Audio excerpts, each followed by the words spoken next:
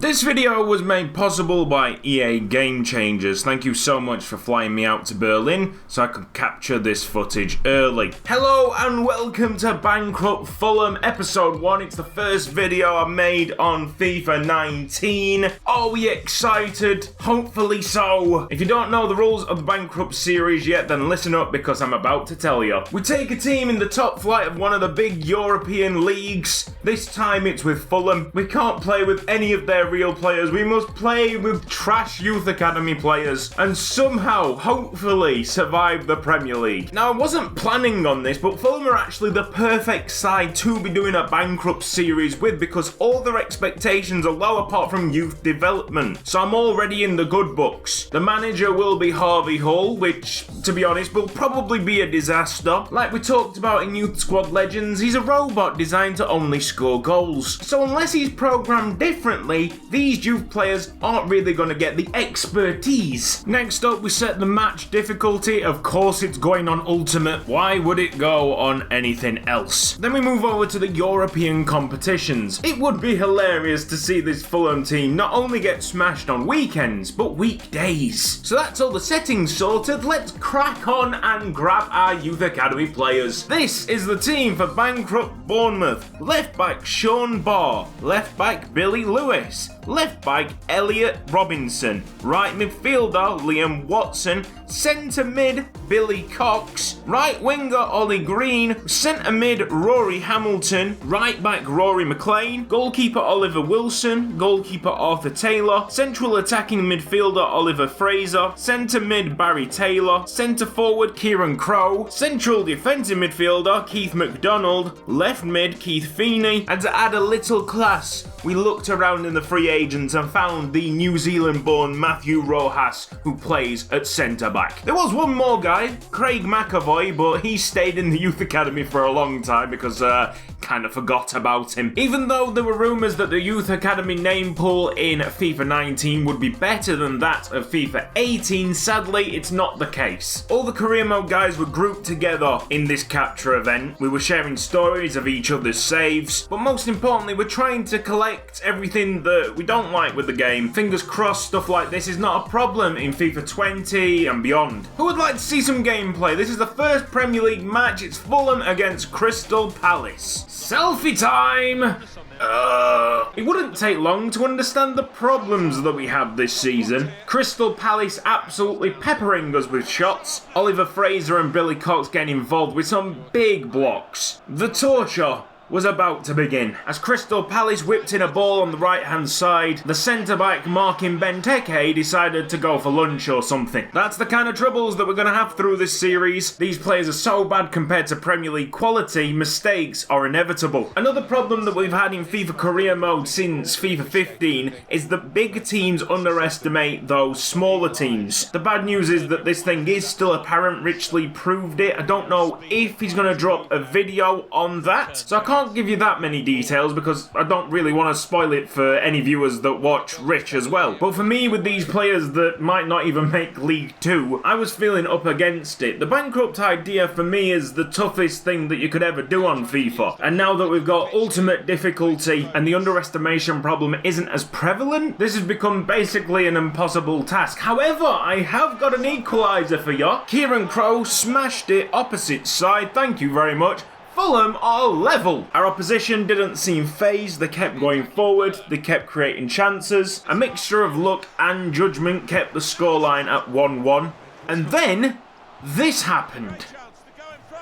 Yep, somehow, someway, Feeney, our star man, had put Fulham in the lead. With the difference in the two teams, you'd think that I'd be celebrating this goal wildly, but I wasn't. Sometimes I do want a challenge, sometimes I do want to sweat it out in defence. I want to celebrate every single point I collect. And to go into half-time in the first game 2-1, I was extremely disappointed. Looking back on it though, I should have been celebrating, because things were going to change big time in this second half. As my stamina wore down, Crystal Palace seemed to find another level. Wilfred Zaha especially, an absolute animal in FIFA 19. My wing back was terrorised by him. He's going to have nightmares for weeks. After getting the better of Crystal Palace in them first 45 minutes, they score 3 without reply, make the final score 4-2, and all of a sudden, on paper, it looks like a routine victory. In fact, to be honest, with how they dominated in the second half, yeah, it was pretty easy for them. This was only the start of the troubles. I recorded a ton of footage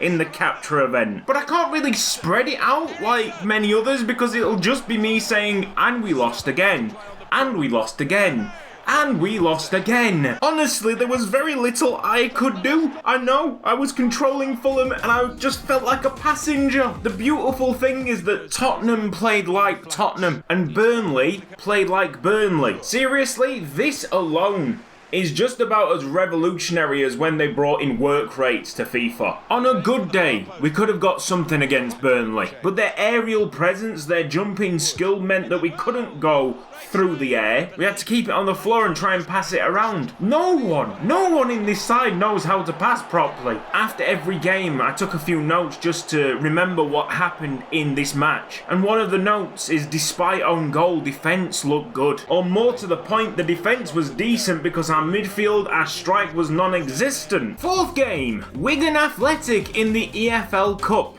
Oh boy. Now I was going to throw this game anyway. I didn't want to continue in the Carabao Cup. Even if I tried, boys, I think Wigan would have got the better of me. But you know what? Let's look on the bright side. At least they've got the arm patches right now for the competitions. That's something that we genuinely wanted to see. Top notch. My faith in the side was being crushed goal after goal, flying into the back of the net.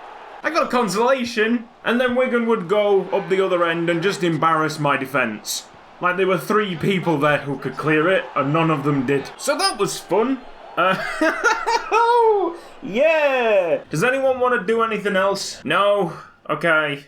Brighton. We actually should have got points here. It was agonising. It took them nearly 66 minutes to get a goal against us, and 7 minutes time we should have got the equaliser. A gilt-edged chance. Our first point was right there, and it just slipped away. Oh. So after that disappointment, you kind of want to bury your head in the sand, have a nice quiet fixture. Oh no, it's Manchester City. Oh no. Oh, no, don't do this to me. No, please. I want to go home. Can we go home now?